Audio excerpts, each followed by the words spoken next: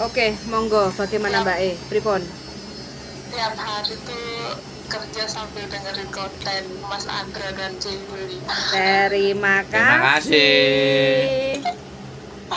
Enggak begini, saya kan mau tanya nih, Heeh. saya kan habis cuti. Nah, cuti ini kan kontrak tuh habisnya bulan 9 kan. Terus Mm-mm. ini kan apa di kontrak baru ini saya ambilnya cuti itu bulan 12. Terus yang saya tanyakan itu public holiday-nya yang Christmas sama yang tahun baru itu dapat nggak ya? Dapat no Mbak? Dapat ya? Tetap dapat no Mbak. Itu kan libur sampean dalam kontrak. Oh iya, Dihitung begitu. aja. Heeh. Berarti yang tanggal 25, 26 sama 1 ya? Satu apa itu? 1 Januari. 1 Januari. Iya, iya, iya, iya, dapat. Berarti yang 3 hari itu dapat ya? Karena Dapat. kan saya itu tanggal 22 Desember sampai dengan 4 Januari itu cuti ke Indonesia gitu. Mm-mm. 2 minggu. Terus iya 2 minggu, 14 hari PP. Jadinya yang saya tanyakan ini Public public holiday. holiday-nya itu dapat apa enggak gitu. Dapat Mbak E. Oh iya C, ya terima kasih kalau begitu. C, Ya. saya tuh penasaran banget. Siap. Mas Andro kan dulu pernah di konten itu kan, oh kalau pinter bahasa Mandarin itu bisa usaha gitu. Nanti saya kasih tahu usaha gitu. Kira-kira tuh usaha apa ya? Sampai bahasanya Mandarin. Penasaran. Bahasanya Mandarin. Iya, Mandarin. Saya kan Oke. dulu pernah kerja di Taiwan kurang lebih 7 tahun lebih gitu. Terus ada sekarang ini karena COVID kan nggak bisa kembali ke Taiwan. Otomatis yang pertama kali buka itu Hong Kong. Jadinya ya sudahlah ke Hong Kong saja dulu gitu kan, mencoba apakah maksudnya tuh mencoba Keberuntungan. gitu. Karena Mencoba dulu tuh keberuntungan. ya karena dulu tuh pernah ada takut gitu kalau ke Hong Kong gitu. Karena apa, majikan tuh suka nginterminit gitu kan. Nanti tiba-tiba nanti kalau di interminit gimana majikannya tuh keras gimana. Tapi alhamdulillah itu tuh dapat majikan yang baik gitu. Alhamdulillahirabbil alamin. Berarti kan tidak semua majikan Hong Kong itu kan sakarepe dhewe to Mbak. Kalau kita niat ingsun bekerja, otomatis kan majikan akan kembali baik sama kita, ya enggak? Benar. Bagi tipsnya tuh yang ex Taiwan mampu menaklukkan majikan Hong Kong. Piye tipsnya sampean? Iya, tapi itu juga nggak langsung instan gitu tuh, nggak bisa karena apa, saya tuh di sini butuh 2 tahun, maksudnya tuh butuh sayang kontrak yang lama itu buat menaklukkan hati majikan dan juga bisa bisa nyorteni baik gitu loh Yes. Asal mulanya bagaimana perjuangan di awal 2 tahun itu? Awal 2 tahun tuh juga susah kan kitanya di itu kan cuma berdua sama kakek kan. Terus abis itu kakek tuh bangun itu ya jam 2:30 bangun, jam 4 itu udah keluar jalan-jalan gitu. Habis keluar itu jam 6 tuh kan yamja gitu kan. Itu selalu begitu Pak, tiap pagi tuh bangun, pokoknya bangun jam 4 gitu ya, 4:30-nya tuh langsung pergi. Terus habis itu kalau bangun jam 5, 5:30, tapi itu jarang. Biasanya tuh jam 4 lah, jam 4 tuh keluar rumah sampai itu. Habis itu nggak ada tidur karena belum ada komunikasi dengan baik ya. Ya udah saya jalani. Habis itu makan pun itu gimana ya? Kalau aku kan belanjanya selalu sama kakek. Nah, kakek itu kalau biasanya tuh kalau cuma beli babi sama sayur, terus kan nggak pernah beliin apa. Aku tuh selama 1 tahun itu tuh kalau mau beli lauk gitu tuh selalu pakai uang pribadi gitu. Jadinya ya iya bertahan nggak apa-apa lah, ngumpet di hati itu, ngumpet kenapa ya di Taiwan aja tuh nggak pernah masnya tuh mengeluarkan uang untuk makan gitu.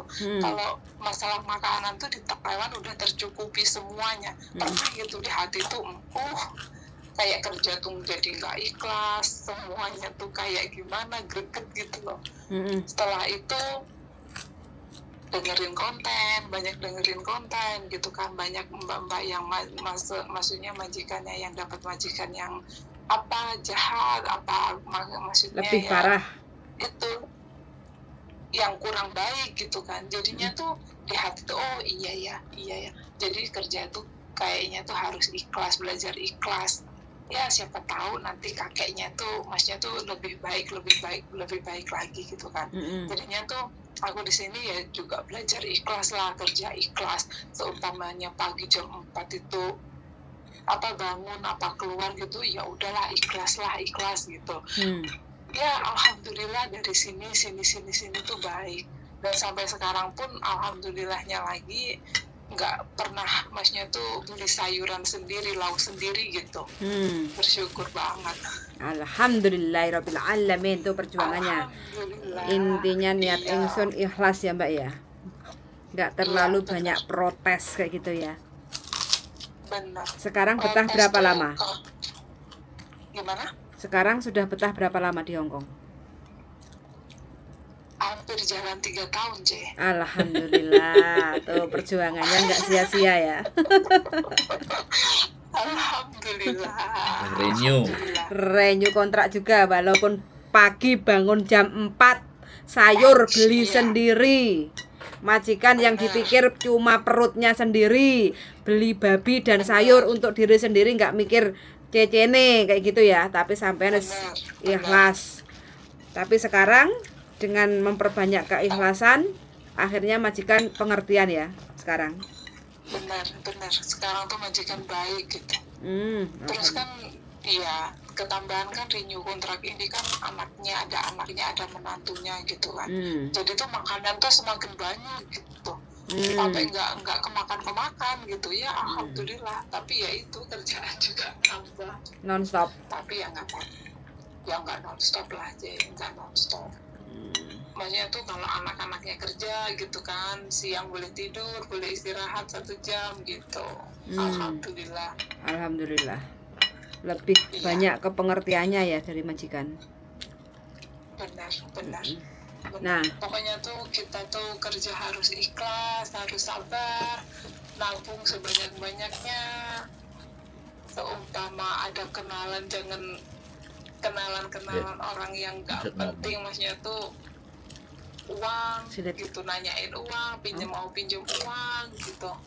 Kalau bisa ya dihindarin gitu aja. Yes. Sekarang tips rahasia bisa Mandarin untuk bisnis. Nah, bojoku ditagih karo Mbak itu. Ya, iya Mas. Bocorin sedikit dong. minta bocoran. gampang Mbak, nggak usah bocoran. Tak ceritain konsepnya semuanya. Mbak, Iya. di Hongkong itu ada aplikasi yang namanya Alibaba atau 1688. Oh, iya. Ada juga Taobao. Tapi di situ kan tulisan semua. Iya. Tapi ketika mau pesan sesuatu, itu ada nomor telepon yang bisa dihubungi, konektornya. Nah, kalau bisa dihubungi kan bisa telepon.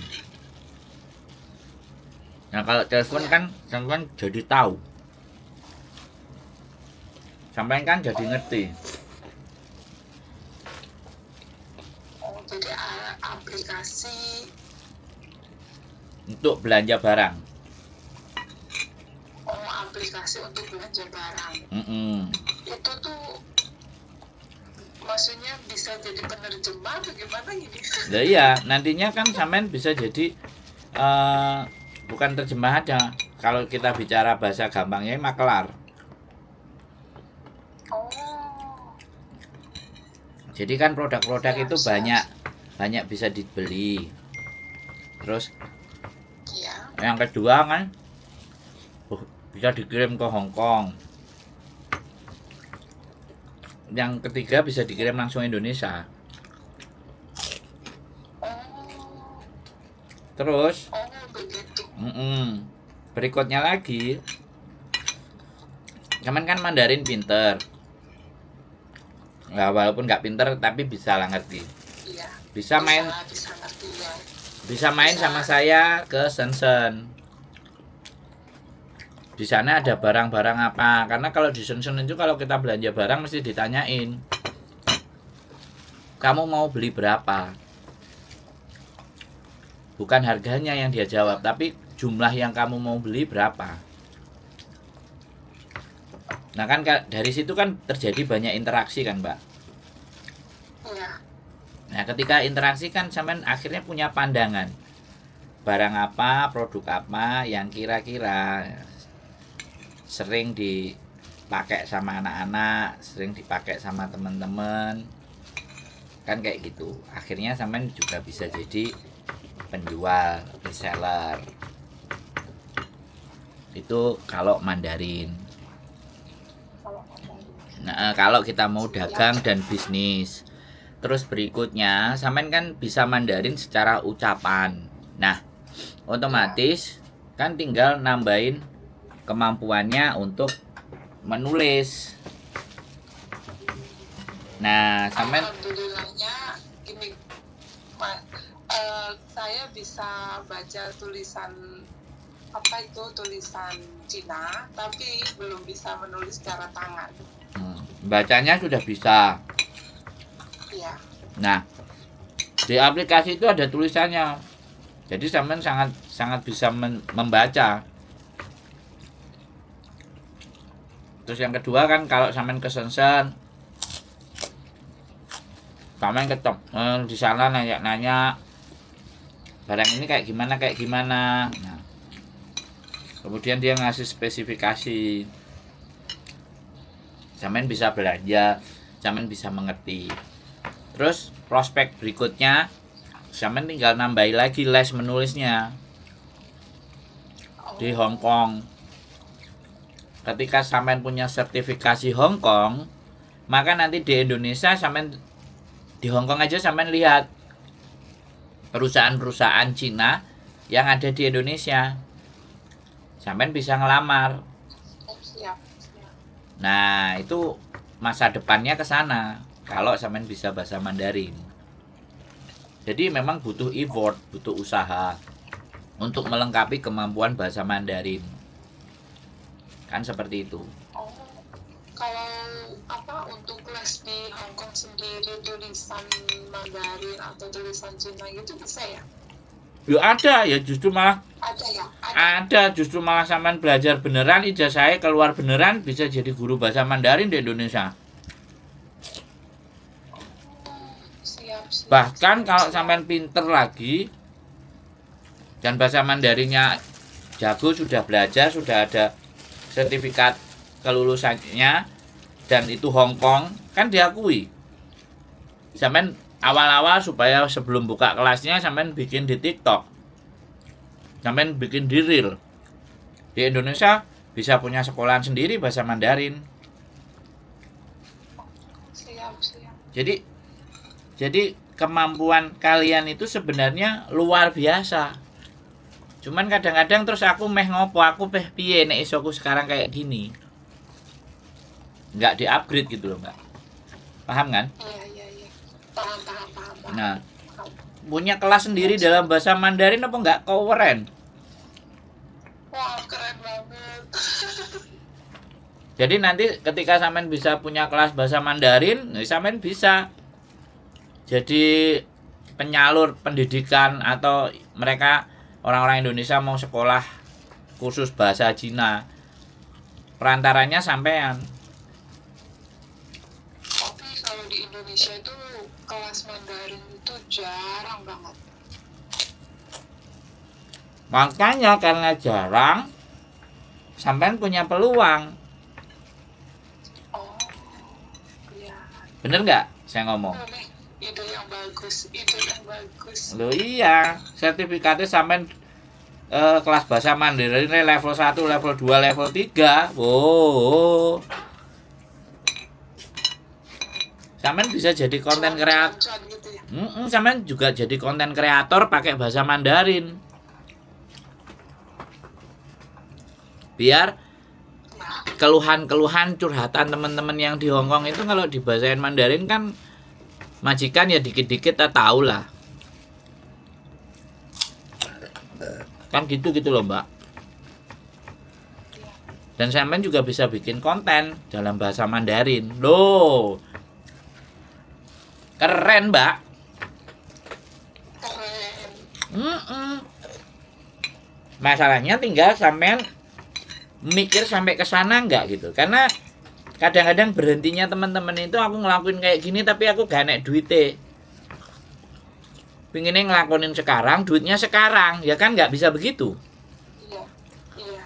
Pengennya yang instan Nah, makanya aplikasi-aplikasi yang tukang bohong-bohong dan tukang tipu-tipu itu dapat mangsa karena anak-anak maunya instan, nggak berproses dulu gitu loh. Jadi banyak sekali manfaat. Nah, kalau sampai nanti ternyata bahasa Mandarinnya keren, sampai agak sedikit ekspansi ke Amerika, tambah bahasa Inggrisnya juga keren. Ngajar bahasa Mandarin di Amerika sana rame. Boleh minat. Ngajar bahasa Mandarin di UK. Loh ini bukan tidak mungkin loh, Mbak. Iya. Ada ide juga. Soalnya apa? Soalnya tuh saya tuh juga mikir, masa sih selamanya maksudnya tuh di perantauan. Nah, Udah dulu pernah kerja di Taiwan, sekarang di Hong Kong. Nah. Terus kapan kita bareng sama anak sama keluarga gitu? Nah, kalau sampean bisa bikin konten dalam bahasa Mandarin, sampean kan bisa menjelaskan Indonesia dalam bahasa Mandarin. Sehingga Indonesia lebih dilihat lagi sama pengusaha-pengusaha di Cina. Akhirnya pasti yang dicari orangnya adalah sampean. Aku mau butuh ini, produk Indonesia begini. Gimana caranya? Ya yuk ketemuan gitu. Datang ke Indonesia, investor-investor dari Cina. Akhirnya sampean jadi juragan di negaranya sendiri. Tangan pertamanya ya orang Cina. Nah, jadi tidak semua orang cara berpikirnya itu sampai ke sana. Iya, Ya. benar. Nah, ini kan bukan bocoran lagi toh, Mbak. Ini bocoran apa wawasan? Wawasan. Nah. Jadi kalau ngobrol sama saya harus ada sesuatu yang Anda bisa resapi dan tinggal dijalankan. Kan gitu. Dan harus belajar lagi untuk apa ya? Belajar lebih berani, belajar lebih pede. Nah, makanya kenapa saya punya kelas public speaking, makanya kenapa saya ada YouTuber. Makanya saya itu sebenarnya bukan konselor, tapi saya customer service. Kok customer service? Boleh dong Mas Andra minta itu gabung di Zoom-nya, minta link-nya gitu. Bisa. Kita biasanya setiap Rabu malam. Pengen belajar lagi bersama Mas Andra sama Yuli. Sebenarnya langsung praktek aja nggak apa-apa. Kurang pede gitu. Mince siapa Markona kan kayak gitu. Jadi nama saya kerja di sini dan itu dikemas dalam bahasa Kantonis dan sampean bikin konten. Jadilah the first PMI Hong Kong yang berkonten menggunakan bahasa Mandarin. Bahagia saya. Tapi untuk menampilkan kepedeannya ini masih harus belajar Mas Andra. Nah, Soalnya tuh kayaknya tuh masih kurang pede gitu. kenapa sampean kurang pede? Karena sampean bergaul dengan orang-orang yang nggak pede. Benar benar sekali, benar. Nggak ada teman Mas Andro di Hong Kong sini, cuma ada 3 adik sama temen juga dekat rumah gitu. Nah, Selebihnya itu nggak ada. nah sampean nggak mau berteman dengan saya. Mau. Kalau sampean berteman sama saya, lama-lama virus gilanya kan masuk. Kalau virus gilanya masuk, mulailah berbicara pakai bahasa Mandarin. Wah, aku sangat berharap. Aku tuh sebenarnya teman-teman itu punya Mandarin, punya Kantonis. Kenapa nggak belajar ngomong Kantonisnya itu digunakan jadi konten? Tahu kan, si Kontring kemarin bikin konten, ya kan? Nggak apa-apa. Bikin konten yang cuman beberapa menit itu, wow, orang Hong Kong semuanya lo ngeliatin. Itu loh, video berapa menit, bikin channelnya dia naik jadi 10.000 K. Itu loh yang saya mau. Jadi teman-teman itu harus speak up, harus ngomong,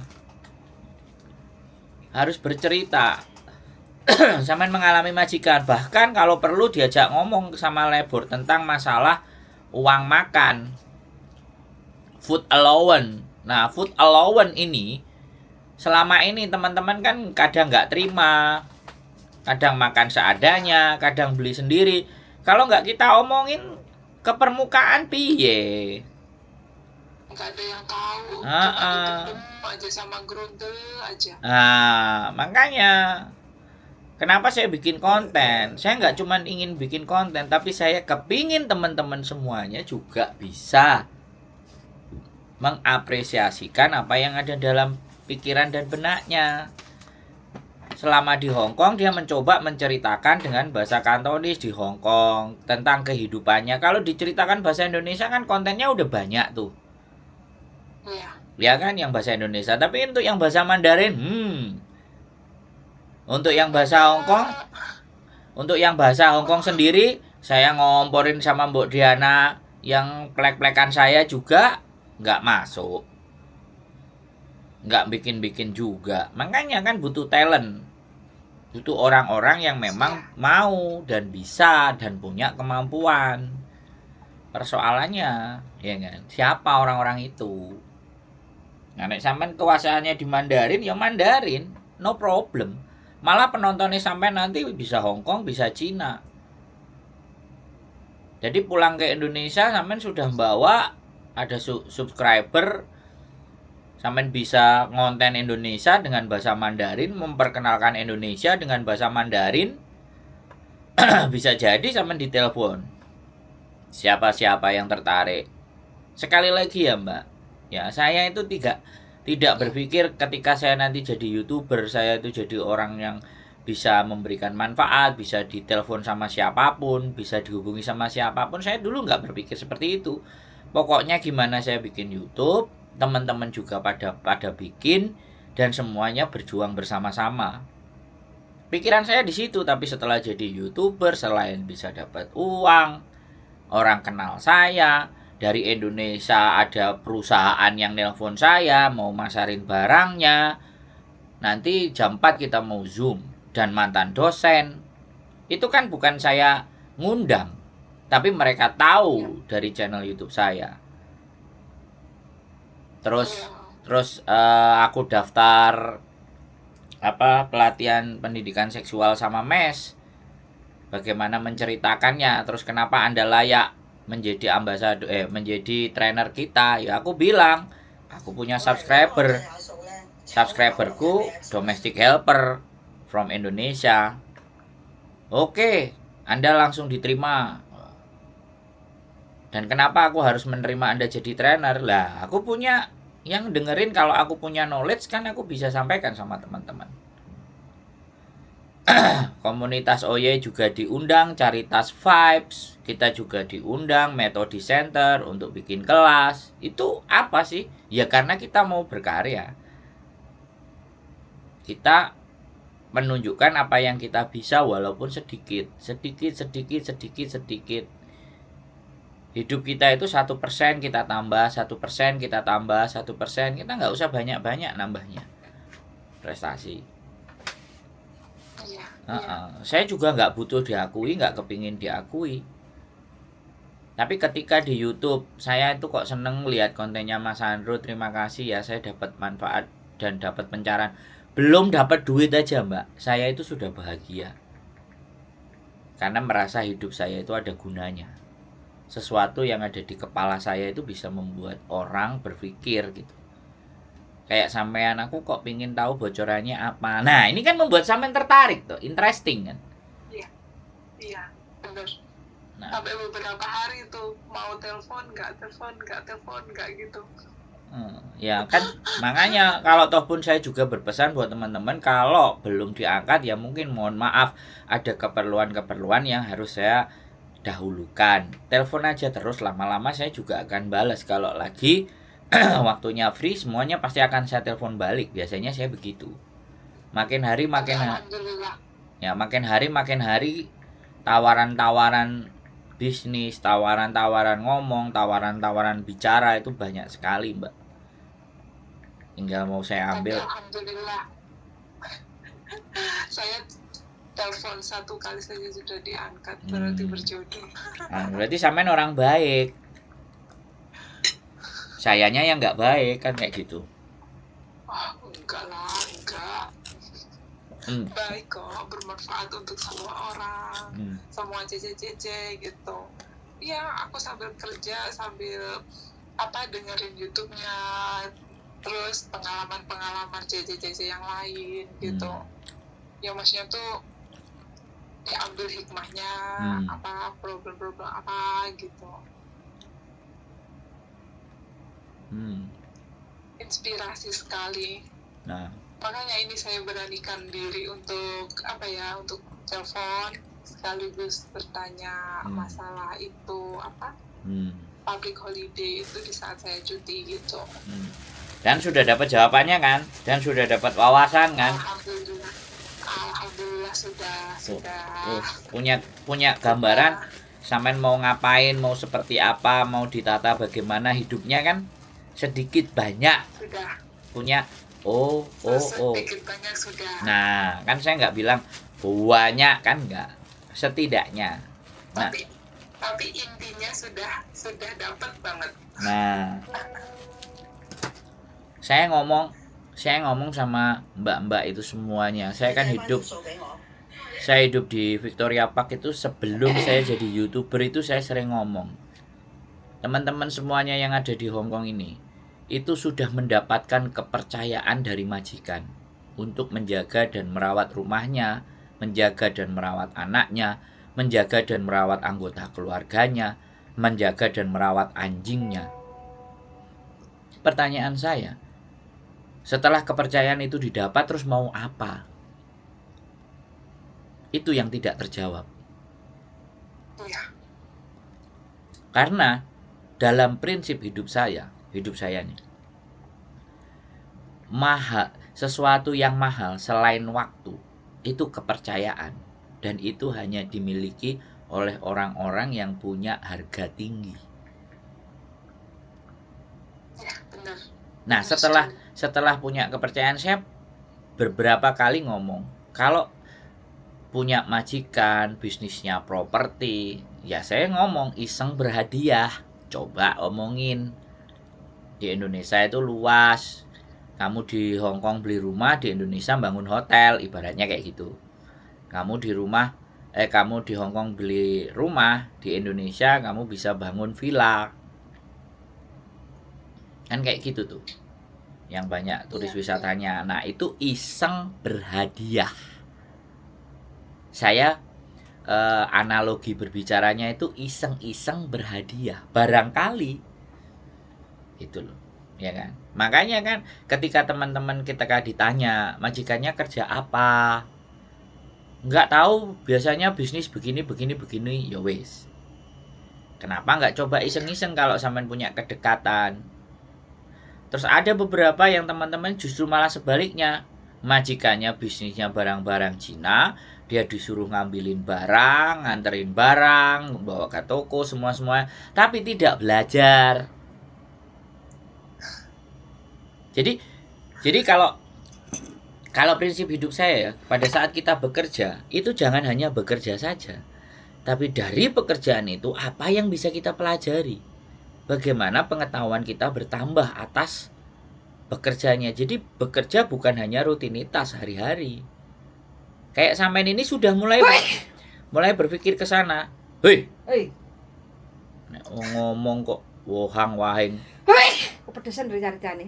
Ora sopan. Jadi kayak gitu, Mbak.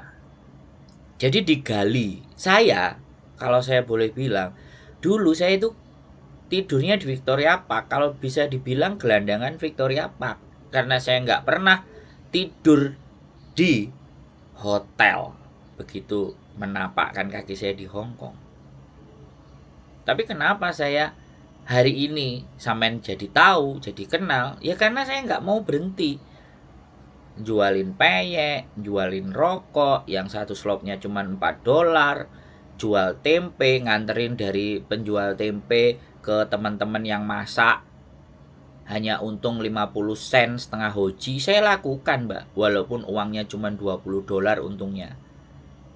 Jadi dari situ terus saya nggak berhenti, saya belajar. Ketemu tukang jamu, disuruh bantuin jual jamu, ya saya jual jamu.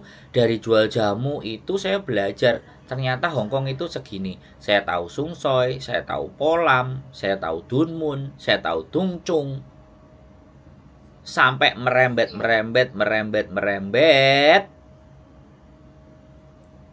Sampai akhirnya saya pernah Sung Fo, antar produk Indonesia, jadi sales, jadi tukang anternya. Dan lama-lama kan saya jadi pengusaha importir ketika modal sudah cukup, karena jalannya udah tahu. Nah, hidup itu kan harus tahu jalannya dulu. Mau kemana nih? Nah, begitu ceritanya, Mbak. Jadi, dan saya bukan tukang teori, tapi saya jalanin. Saya jadi turis 23 bulan. Saya bawa duit 400 Hong Kong dolar. Waktu itu 900.000 rupiah, tak tukar $400. Saya hidup sampai sekarang. Dapat istri. Jadi kalau bicara uang sama saya itu,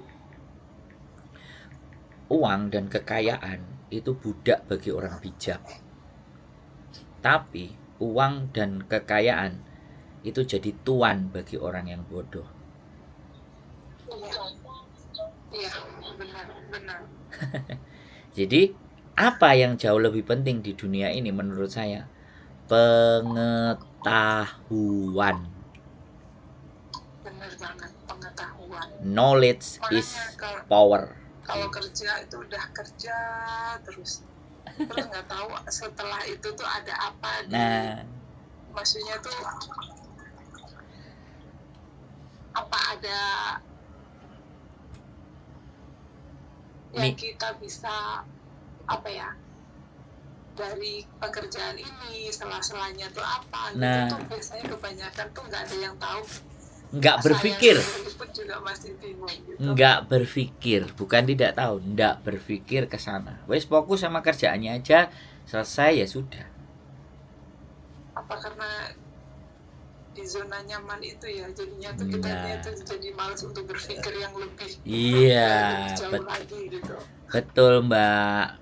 Makanya dalam hidup, kalau sudah kena di zona nyaman itu, mohon maaf ya sekali lagi kalau saya sudah merasa di zona nyaman, saya tambah goblok. Kurang wawasan. Saya tambah goblok, saya nggak men-challenge diri saya. Makanya kurang kerjaan ini, Mbak, saya. Masalahnya orang kok didengerin. Bener nggak?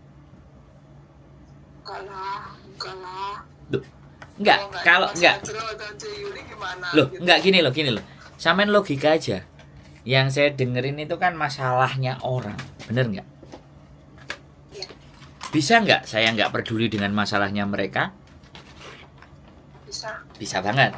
Tapi saya justru bagaimana masalahnya mereka itu bisa setidaknya kita berikan gambaran yang jelas buat yang punya masalah agar dia bisa dan mampu mengambil sebuah keputusan.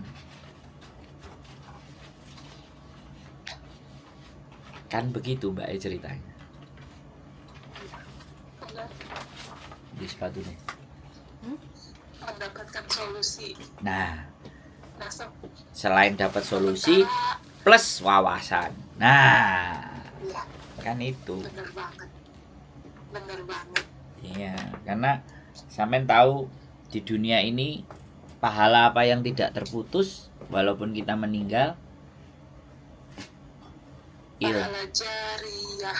Ilmu yang bermanfaat. Tuh, Mbak. Jeru, Mbak, nek wis ngomong. Nek wis ngomong ini iki jeru, Mbak. Ya, Oke? untuk saat ini terima kasih. Siap. Saya sudah mendapatkan jawabannya. Terima kasih C. Yuli, terima kasih Mas Andro. Oke. Juga Sehat semoga selalu. saya kedepannya itu Masnya tuh bisa melangkahnya lagi tuh tidak takut dan memberanikan diri untuk melangkah lebih jauh lagi. Amin. Kalau ada waktu gitu saya mencari C. Yuli dan Mas Andro ngopi gitu. Monggo, itu senengan saya, Mbak. Ngopi-ngopi, Mas De. Terima kasih. Siap. Assalamualaikum warahmatullahi wabarakatuh. Waalaikumsalam warahmatullahi wabarakatuh. Oke, teman-teman semuanya.